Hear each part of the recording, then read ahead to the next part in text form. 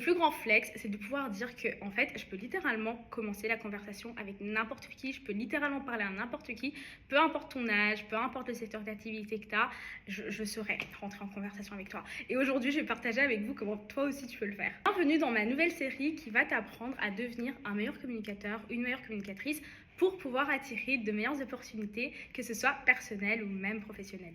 La première chose que tu peux faire pour te présenter aux gens, c'est juste avec confiance, aller saluer les gens, serrer la main et dire comment tu t'appelles. C'est tellement basique, mais des fois on se prend tellement la tête sur comment est-ce que je dois commencer une conversation. En fait c'est simple, genre va t'introduire, va dire comment tu t'appelles, va leur demander comment eux ils s'appellent, qu'est-ce qu'ils font là, pourquoi ils sont là, dire toi pourquoi t'es là. Et ça c'est un peu trop direct et trop formel pour toi. La chose que tu peux faire c'est tout simplement commencer par un compliment. Déjà de un, tout le monde aime les compliments.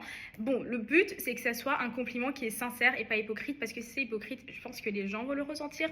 Mais si t'aimes bien quelque chose chez quelqu'un, juste dis-lui et après commence la conversation comme ça. Là, il y a la conversation qui arrive et tu dois sûrement te dire mais ça va être gênant, je ne sais jamais quoi poser comme question.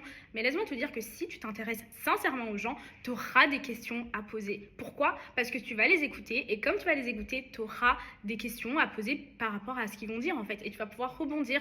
Et de là, regarde, tu as commencé ta conversation, tu parles avec une personne. Pour terminer, je dirais, il n'y a pas de secret. Au début, c'est un peu gênant parce que tu te dis, oui, mais cette personne-là ne veut pas forcément parler. Mais en soi, si tu y réfléchis, si tu t'intéresses à la personne, si tu es une personne qui est positive et qui a une bonne énergie, la plupart du temps, les gens veulent te parler. Du coup, il faut que tu gardes ça en tête et que tu n'aies pas cette pensée limitante qui te fait croire que en fait, les gens ne veulent pas te parler. Non, il y a beaucoup de personnes qui seraient très contentes de te parler et d'apprendre à te connaître.